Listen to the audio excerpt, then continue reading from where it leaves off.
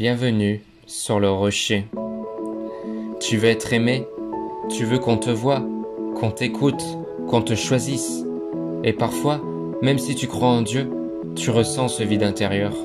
Tu te demandes, pourquoi est-ce que je me sens seul? Pourquoi j'ai toujours besoin qu'on m'aime davantage? Est-ce que l'amour de Dieu, aussi puissant soit-il, suffit vraiment à combler ce besoin si profond? Aujourd'hui, on ne va pas juste parler de sentiments. On va plonger dans une réalité spirituelle qui peut transformer ton cœur et ta vision de l'amour. Dieu créa l'homme à son image.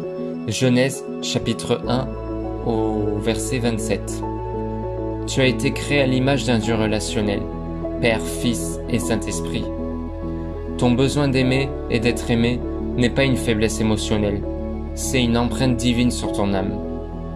Le problème, c'est que souvent tu cherches à combler ce besoin légitime avec des solutions limitées, telles que l'approbation des gens, les likes sur les réseaux, une relation amoureuse ou même une performance religieuse. Mais tout cela, tôt ou tard, ne suffit pas, parce que tu as été créé pour un amour éternel, stable, sans condition. Maudit soit l'homme qui se confie en l'homme. Jérémie chapitre 17 au verset 5.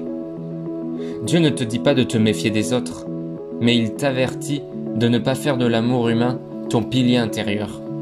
Les gens peuvent t'aimer sincèrement, mais ils ne peuvent pas combler tes blessures profondes. Ils ne peuvent pas répondre à ton besoin d'éternité, et surtout, ils ne sont pas Dieu. Tu peux être entouré de monde et te sentir vide, si Dieu n'est pas à la bonne place dans ton cœur. L'amour des autres est une bénédiction, mais l'amour de Dieu est une fondation. Rien ne pourra nous séparer de l'amour de Dieu. Romains chapitre 8 au verset 38 à 39. Beaucoup connaissent ces mots, mais peu les vivent réellement.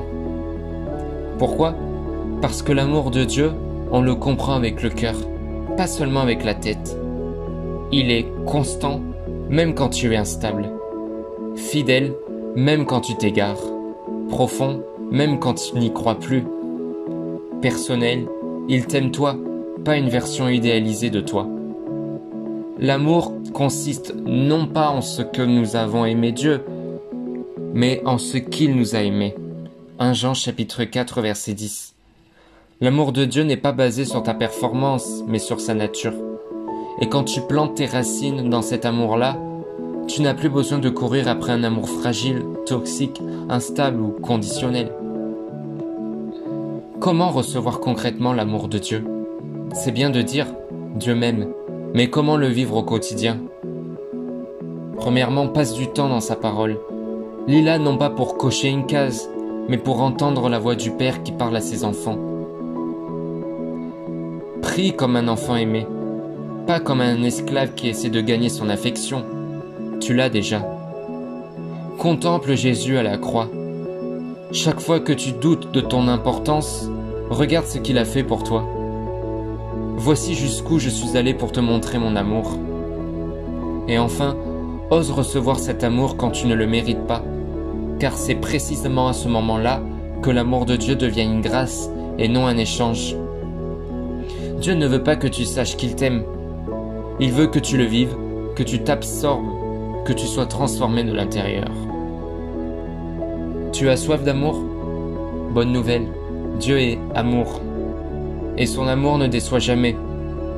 Il ne remplace pas les relations humaines, mais il te libère de la dépendance émotionnelle. Ton amour vaut mieux que la vie. Psaume 63, verset 4. Quand tu sais qu'il t'aime vraiment, tu n'as plus besoin de mendier l'amour ailleurs.